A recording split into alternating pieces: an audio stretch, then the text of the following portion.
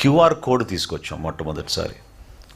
ఆ security feature QR code ద్వారా dynamic key register తోటి అనుసంధానమై ఎప్పటికప్పుడు మాకు అనుక్షణం ట్రాన్సాక్షన్ జరగగానే మాకు నమోదయ్యేటట్టు మా సెంట్రల్ ఆఫీస్లో ఈ కార్యక్రమం తీసుకొస్తున్నాం. ఇంకా ముఖ్యమైన అంశం ఈ రైస్ కార్డులో రాష్ట్ర వ్యాప్తంగా ఇంతకుముందు మీకు చెప్పిన 4,29,79,897 మందికి ఉచితంగా ఇస్తాం ఈ కార్డ్స్.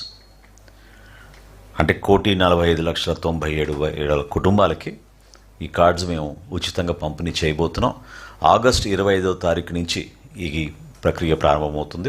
వారం రోజుల వరకు, ఆగస్టు 25 నుంచి 31వ తారీఖు వరకు రాష్ట్ర వ్యాప్తంగా ప్రతి మండలంలో కూడా, ప్రతి నియోజకవర్గంలో స్థానిక గౌరవ శాసనసభ్యులు, అదేవిధంగా జిల్లాలో ఉన్న మంత్రివర్యులు, రాష్ట్ర స్థాయిలో గౌరవ ముఖ్యమంత్రి గారు, ఉప ముఖ్యమంత్రి గారి సభల ద్వారా ఈ కార్యక్రమాన్ని మేము ప్రారంభించబోతున్నాం.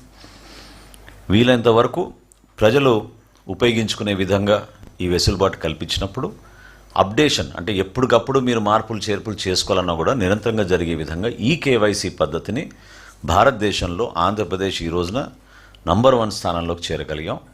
96.05% ఈ కేవైసీ పూర్తి చేశాం.